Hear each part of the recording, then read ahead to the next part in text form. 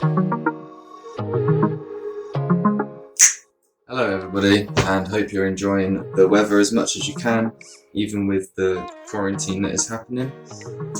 Just before the quarantine happened, me and Holly managed to get the vent fitted, which was just like probably the last big job. I've just got some clips for it and I'll just explain how it was done, so let's get into it. Right, so first thing I did was I marked it all off on the inside, deciding where I wanted it, just making sure that all the dimensions and that I marked it square and everything, measured more than twice just before I cut. We decided to go for it in the middle. Once I marked it off on the inside, and then I drilled in each corner and then went up to a size drill bit that I could then fit the jigsaw blade into. Once all 4 holes were drilled, I then went onto the top side, marked out. At the moment this was all undersized, just because I didn't want to accidentally veer off. I was probably a little bit too conservative with it, meaning that I had to then afterwards file back a lot more, but I can get onto that in a minute. So I jigsawed each line just using some WD-40 as a bit of lube, just to help the cutting blade go through. That's a suggestion from my dad, didn't think about it myself at all.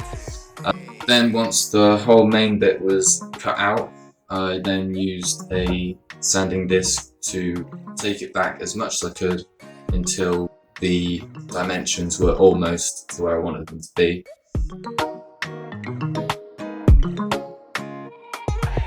And then used a file.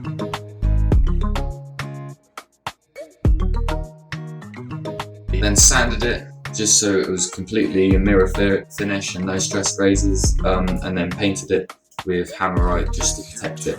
So now I have this perfect square that's going to go on, and the vent fits in fine, but the outside bit where it's all going to get screwed doesn't sit flush because of the ridges on the top of the van.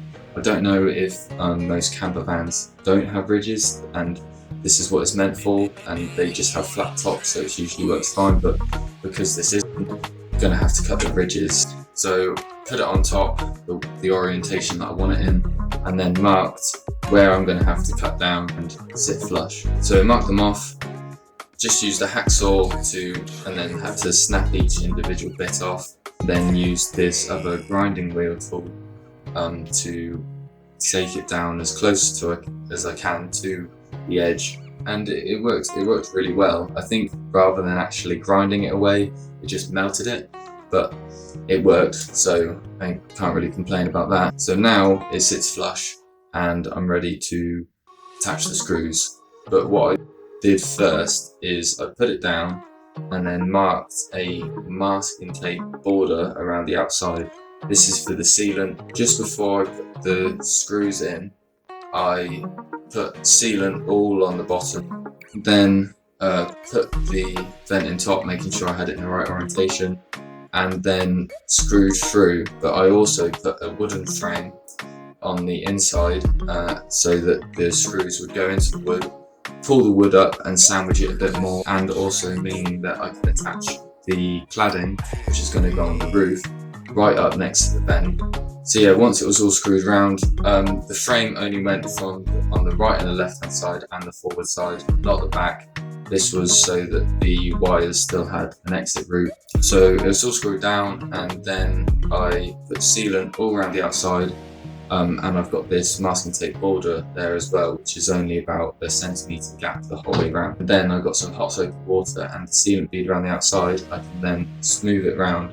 You do this at work and it just makes it look a lot nicer, so I just thought I'd give it a go with this sealant as well. I also put sealant bead over each screw head, just because moisture can also get in there, so just thought that was the best thing to do. And then it was fitted, so I just left it to dry, tested with the electrics and it worked fine. So I probably should have tested it before, but I got lucky there.